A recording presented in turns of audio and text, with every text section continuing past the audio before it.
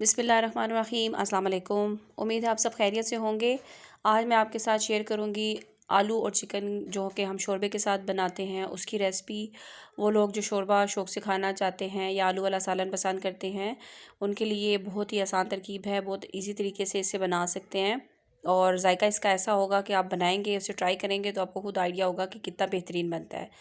बनाना बहुत ही आसान है, तो चलिए इसे बनाना शुरू करते हैं और देखते हैं हमें इसके लिए क्या चीज़ें चाहिए। मैंने लिए यहाँ पे 2 मीडियम साइज़ के प्याज और उन्हें मोटा मोटा चॉप कर लें, रफली चॉप कर लें आप उन्हें।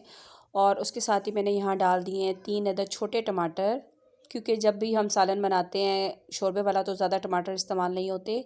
इसके साथ ही मैं इसमें 2 टेबलस्पून लहसुन और अदरक का पेस्ट शामिल कर रही हूँ। अगर आपके पास पेस्ट नहीं है तो आप इसमें साबुत लहसुन और अदरक भी शामिल कर सकते हैं। इसके साथ ही मैं इसमें शामिल करूँगी मसाले, और मसालों में सबसे पहले मैं यह नमक डाल रही हूँ और इसके साथ ही इसमें डालेंगे लाल मिर्च पाउडर। या आप अपनी मर्ज़ी के हिसाब से डाल सकते हैं जितना आप तीखा खाना चाहते हैं। और इसके साथ इसमें शामिल करेंगे हल्दी, और हल्दी हाफ़ टी स्पून में ऐड कर रही हूँ। इसके साथ इसमें जाएगा धनिया पाउडर, और ये है 1 टीस्पून। धनिया पाउडर अगर शुरू में बहुत ज़्यादा डाल दें तो जो आपकी हांडी है उसका कलर ब्लैक हो जाता है और वो इतना रेडिश और खूबसूरत सा जो कलर आता है शोरबे का वो नहीं आता। तो अब इसको अच्छा सा मिक्स करेंगे, और मिक्स करने के बाद मैं इसमें शामिल कर दूंगी पानी। 2 गिलास पानी मैं इसमें डालूंगी। सिर्फ हमें यहाँ पे इन मसालों के साथ टमाटर प्याज को गलाना है अच्छा सा, ताकि ये बाद में हमारा जो शोरबा है वो बहुत ही अच्छा और स्मूथ सी ग्रेवी बन सके। यहाँ पे इसको मिक्स करने के बाद मैं इस पर ढक्कन दूंगी और तेज़ आंच पे ज़रा इसको 1-2 बॉयल आ जाए। उसके बाद इसकी आंच हम मीडियम कर देंगे और 15-20 मिनट के लिए इसको छोड़ेंगे ताकि ये बेहतरीन सा गल जाए और बाद में इसका जो पेस्ट है वो बड़ा ज़बरदस्त सा बने। अगर आपको जल्दी हो तो आप इसी तरीके को प्रेशर कुकर में ये तमाम मसाले डाल के आप उसे प्रेशर कुकर में बना सकते हैं, और उसके बाद आप उसे देगचे में शिफ्ट करके उसके साथ आप चिकन को भुनाई करके बना सकते हैं। तो ये एक बहुत ही आसान तरीका है जिसके साथ हम बेहतरीन सा शोरबे वाला सालन बना सकते हैं। यहाँ पे 15 मिनट के बाद आप देख सकते हैं कि जो मेरे मसाले हैं या टमाटर प्याज वगैरह वो सॉफ़्ट हो चुका है और पानी की मिकदार भी इसमें कम रह गई है। अब मैंने यहाँ पे इसकी जो आंच है वो तेज़ रखी हुई है ताकि इसका जो पानी थोड़ा बहुत इसके अंदर है वो भी खुश्क होना शुरू हो जाए। और इसके साथ ही मैं इसमें शामिल करूँगी तकरीबन 1 किलो के बराबर चिकन, और यहाँ मैंने चिकन के थोड़े बड़े पीसेस लिए हुए हैं। इस चिकन को डालने के बाद अच्छा सा इसके साथ इसकी भुनाई करनी है हमें। आपको इस चीज़ की परवाह नहीं करनी कि ये मसाला साबुत है और ये इसके साथ ऐसा ही रह जाएगा। कुछ देर के बाद आप देखिएगा कि ये कितना ही ज़बरदस्त इसका शोरबा बन के निकलेगा कि आपको खुद यकीन नहीं आएगा। अच्छा सा इसको इसके साथ भुनाई करेंगे, और चिकन की इस स्टेज पे भुनाई बड़ी इंपॉर्टेंट है। मसाला जैसे जैसे आप भुनाई करेंगे मसाला मैश होता जाएगा और बिल्कुल नज़र नहीं आएगा, प्याज साबुत नज़र नहीं आएगा।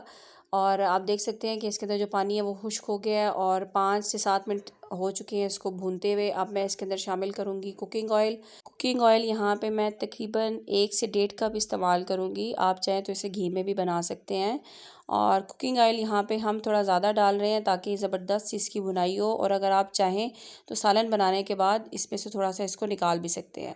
तो अब हमें इसको अच्छा सा भुनाई करनी है कुकिंग ऑयल के साथ, मसालों के साथ। आप देख सकते हैं कि मसाला इसमें जो है वो मैश होना शुरू हो गया है। आपको नज़र आ रहा होगा बेहतरीन सा मैश होना शुरू हो गया है। और कुछ देर के अंदर जब हम इसकी भुनाई करते रहेंगे तो बेहतरीन सी ग्रेवी हमारे पास आ जाएगी और मसाला जो है साबुत वो बिल्कुल मैश हो जाएगा। अब यहाँ मैंने इसको भुनाई करते हुए तकरीबन 5-7 मिनट हो चुके हैं, और इसके अंदर मैंने थोड़ी सी कश्मीरी लाल मिर्च ऐड की थी कलर के लिए, लेकिन वो वीडियो में स्किप हो गई है तो इसलिए इसका कलर ऐसा नज़र आ रहा है, क्योंकि कलर थोड़ा सा इसका प्यारा नज़र आ रहा होगा आपको, थोड़ा रेडिश रेडिश सा। तो मैंने इसमें कश्मीरी लाल मिर्च डाली है जो कि फ्लेवर में इतनी तेज़ नहीं होती। तो यहाँ अब इसके अंदर शामिल कर रही हूँ आलू में, और मैंने मीडियम साइज़ के जो आलू थे उनको सेंटर से काट के सिर्फ 2 पोर्शंस में डिवाइड किया उन्हें। ज़्यादा छोटे नहीं करेंगे क्योंकि हमें इसको चिकन के साथ बराबर भुनाई करनी है। अगर हम आलू एकदम से छोटे डाल देंगे तो वो जल्दी गल जाएंगे और चिकन जो है वो गलेगा नहीं, तो आलू टूट जाएंगे। इसलिए आलू थोड़े बड़े साइज़ के डालेंगे तो वो अच्छे लगते हैं इसके अंदर। और अब हमें आलू और चिकन दोनों की भुनाई करनी है। मैं इसके अंदर थोड़ा थोड़ा पानी भी ऐड करूँगी साथ साथ, और इसकी भुनाई करती जाऊँगी कि बेहतरीन सी हमारी जो ग्रेवी है वो पहले बन जाएगी तो फिर बेहतरीन सा इसका शोरबा बनेगा। भुनाई करते वक्त इसकी ज़बरदस्त सी खुशबू आ रही है, बहुत ही औसम खुशबू आ रही है। और कलर भी आप देख सकते हैं कि कितना ही ज़बरदस्त इसका हो चुका है। और मसाला जो है वो अब सेपरेट हो रहा है, ऑयल छोड़ना शुरू कर दिया उसने, पानी बिल्कुल खुश्क हो चुका है। लेकिन हल्का हल्का पानी का छींटा इसमें लगाते साथ हमें इसकी भुनाई करनी है ताकि मसाला जले भी नहीं और हमारे जो हैं ये आलू और जो मुर्गी है वो गल जाएं। शोरबा बनाने से पहले हमारे आलू और मुर्गी जो है वो हाफ़ डन हो चुके होंगे, क्योंकि जितनी अच्छी इसकी भुनाई होगी तो हमारा ये जो सालन है वो आधा गल जाएगा। भुनाई इसकी जितनी बेहतरीन आप करेंगे, आपका सालन का जायका भी उतना अच्छा होगा और इसमें से कच्चेपन की स्मेल भी नहीं आएगी, ना आलू की और ना ही चिकन की। आप अगर वर्किंग वुमन हैं तो इसी तरीके से थोड़े से मसाले को गला के आप रख सकते हैं, और जब कभी कोई आपको सालन बनाना हो या मेहमान आ जाए तो इस तरीके से आप बड़ी बेहतरीन सा कौरमा भी बना सकते हैं और इसी तरीके से आप आलू वाला सालन भी बना सकते हैं। तो भुनाई हमारी अच्छी सी हो चुकी थी। अब मैं इसके अंदर 3 से 4 गिलास पानी डाल रही हूँ, और ये आप अपनी मर्ज़ी के हिसाब से डालेंगे कि आपको इसका कितना शोरबा चाहिए। लेकिन इतना ज़्यादा पानी नहीं डालना कि हमारी चिकन जो है वो ओवर कुक हो जाए और उसका गोश्त बिखरना शुरू हो जाए। तो 15-20 मिनट के लिए मीडियम आंच पे रखने के बाद इसकी शक्ल कुछ ऐसी हो गई कि ये घना हो चुका है, थिक हो चुका है। आपको नज़र आ रहा होगा कि शोरबा जो है वो कितना बेहतरीन सा हो चुका है, और चिकन और आलू भी हमारे बड़े ज़बरदस्त से गल चुके हैं। और देख सकते हैं कि इतनी भुनाई करने के बाद भी हमारा जो चिकन है वो बिल्कुल भी नहीं टूटा और ना ही आलू टूटे हैं। दोनों जो हैं वो बहुत ही अच्छी फॉर्म में हैं। अब इसके अंदर मैं कसूरी मेथी और गरम मसाला जो है वो मैंने मिक्स करके पीस के रखा हुआ है वो इसमें ऐड कर रही हूँ। इसके बगैर तो यह शोरबे वाला सालन नामुकम्मल है। और इसके साथ ही इसमें शामिल करूँगी हरा धनिया और हरी मिर्चें। वो तो आपके खाने को जो है वो 4 चाँद लगा देते हैं और बहुत ही अच्छा उसमें से फ्लेवर आएगा। ये डालने के बाद मैं इसके नीचे जो फ्लेम है वो ऑफ़ कर दूँगी और इसको सिर्फ 2-3 मिनट के लिए दम पे रखेंगे, ताकि जो हरी मिर्ची और धनिया वगैरह है उसका खुशबू जो है वो सालन में चली जाए। आपको जब कभी इसकी सब्ज़ी वगैरह बनानी हो कद्दू के साथ या शलजम के साथ, तो आप इसी तरीके से शलजम और गोश्त या शलजम चिकन वगैरह बना सकते हैं या कद्दू के साथ इसे बना सकते हैं। यही मेथड रखेंगे तो बड़ा बेहतरीन सा आपका जो है सालन बन जाएगा।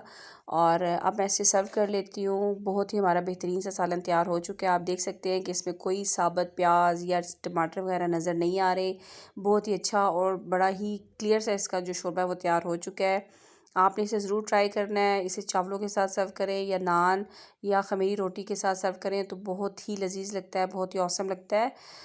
उम्मीद है कि आज की ये जो रेसिपी है आपको पसंद आई होगी। इसे आपने ज़रूर ट्राई करना है और उसके बाद मुझे फ़ीडबैक आपने देना है इसका कमेंट सेक्शन में।